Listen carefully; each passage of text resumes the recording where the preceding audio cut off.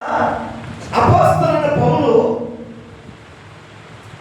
దేశంలోని సంఘానికి, ఆ సమాజానికి, ఆ ప్రజలకు పరిశుద్ధాత్మ దేవుడు దైవజనుడైన అపోస్తలుడైన పౌలు ద్వారా మాట్లాడుతున్న మాట ఏంటంటే, ఓ సంఘ సమాజమా, దేవుని బిడ్డలారా, ఇతరుల వలె, ఎవరి వలె?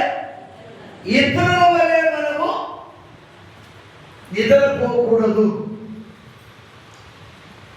మెలకువ కలిగి ఉండాలి. ఏంటంటే ఉండాలి?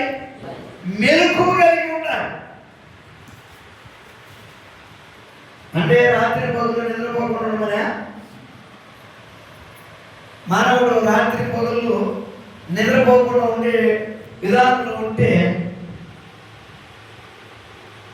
ప్రకృతి సంబంధంగా మనిషి పనికిరాడండి. 24 గంటలు దాటిలోపు ఒక మనిషి ఖచ్చితంగా నిద్రపోవాల్సింది. రాత్రి మేలుకోనుంటే పగులు నిద్రపోవాల్సింది.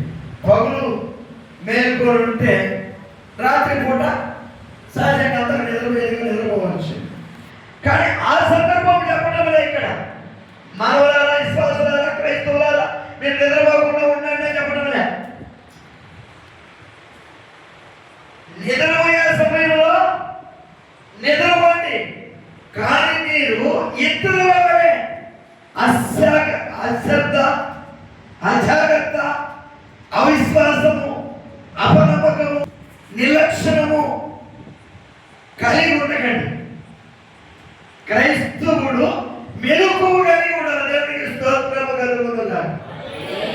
ఇందాక మేమందరూ కూడా మాట్లాడుకుంటే పౌలున్న ఏం చెప్పాడంటే, పాస్టయ్య, మేము రాత్రి అక్కడ కొండకెళ్ళాం ప్రార్థనకు.